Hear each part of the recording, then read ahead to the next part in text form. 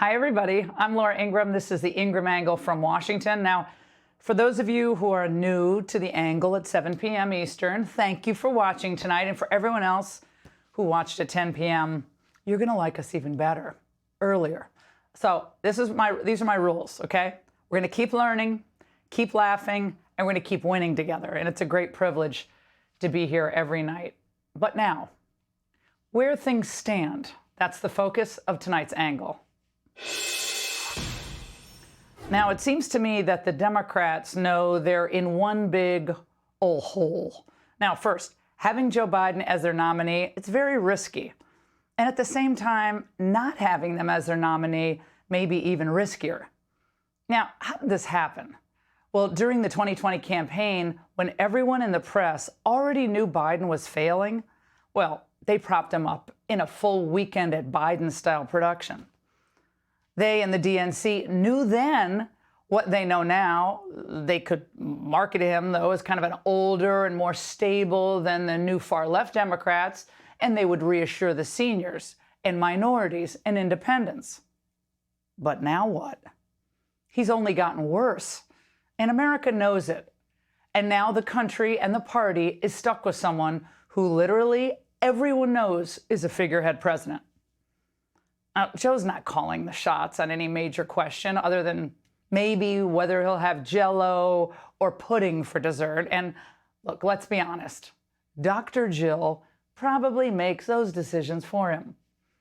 Now, with his catnaps and his regular stumbles, we're dealing with Weekend at Biden's returns.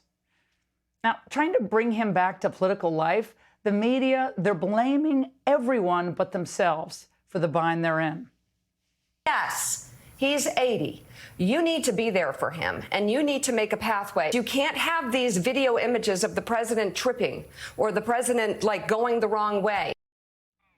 Well, sometimes they try to pretend that he's actually serving as president, even when they know he's not.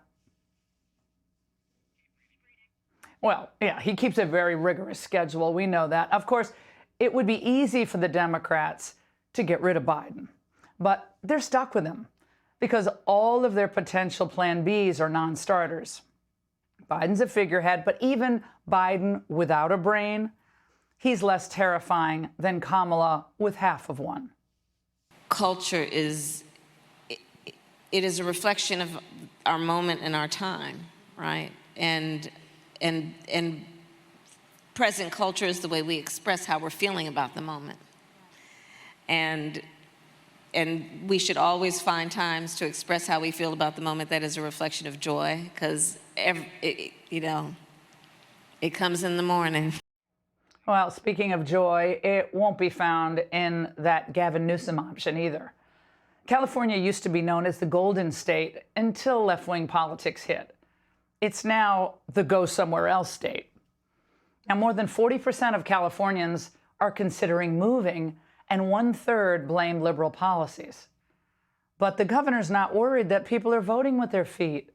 This is the first time in the history of the state that you've lost population. Yeah. You didn't acknowledge per capita more Floridians coming back to California than Californians going to Florida. This was anomalous. 18 states saw a decline. I love this state. Don't count us out. No. That spin is not going to fly, and neither will the regime's attempts to spin the Biden economy. We're very happy to see some breathing room for American households. Wage growth is moderating and inflation is subsiding, so I think we're in a good path on the United States. Now, even Twitter had to correct Biden's latest economic brag. He claims real wages are higher for the average American worker than they were before the pandemic. That's not true. Real wages, adjusted for inflation, were at $11.15. Now those real wages are at $11.05. Well, the bottom line is Republicans have a huge edge. It's awesome in 2024 if they wish to exploit it. But it's not about drag queen story hours or trans radicalism in the schools, as important as those issues are, and they are important. But it's about securing the border, but mostly about the economy, because that's Biden's biggest Achilles heel. Here's the dilemma for the White House. So they clearly need to do a better sales job, especially in talking about things like the strong job market, the fact that inflation eased. And what the White House can do is, one, is hope that things continue to get slightly better. And then you've got to basically explain, and explain. Essentially educate. Oh, we need to educate, and people can't look at their own bank statements, Richard? Okay. Well, at least Biden has an MSNBC panel to augment his comms team. That's good. But what about the Republicans? Well, Kevin McCarthy, he's surprising a lot of people who doubted him as a speaker. I will not put an omnibus on the floor of the House. We should do our work. We should do our job. And I'm thankful that you're here in Statuary Hall, continuing to see that this is the people's house. We keep it open to the public. Members are now back to have to actually work in Congress. They can't stay home. Now, if Pelosi had her way, the Capitol would still be surrounded by razor wire, closed to the icky public, and would be well on our way to packing the court. House Republicans are doing their job on this Defense Authorization Act by trying to scrub it of all this non-defense related stuff like paid travel for abortions. How does that make us a better fighting force? And as far as the presidential race is concerned, no one seems close right now, and the Republican side, no one seems close right now to catching Donald Trump. He's dominating. He's dominating in the polls, and he's dominating in fundraising. Now, people ask me all the time, Laura, could that change? Maybe. But over the weekend, Mike Pence and Tim Scott got a taste of what the GOP base thinks of the American munitions drain right now in Ukraine. Now, let's just put it this way.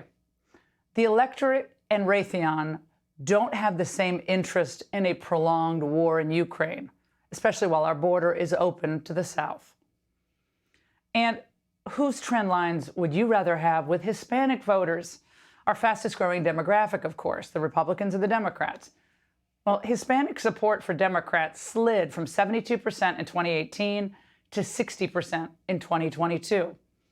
And obviously, DeSantis, he showed massive appeal in his state with Hispanic voters, even in traditionally dominated counties like Miami-Dade. Impressive stuff. All right, here's the bottom line with my creaky voice.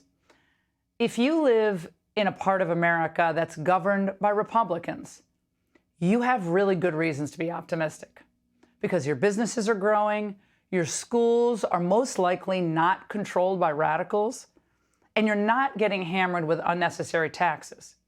But if you live in California, or you live in New York, or Illinois, or any place governed by the radical left, you not only have to deal with a failing Biden administration, you have to watch your state grow more and more fringe radical at the same time and less competitive.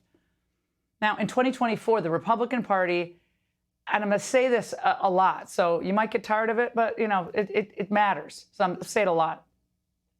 This has to be a no state left behind strategy.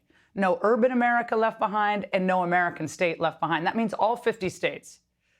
Because people want to be happy again everywhere in the United States, including in the blue states where a lot of them are miserable. So conservatives have the answers. Now we just need to get the votes.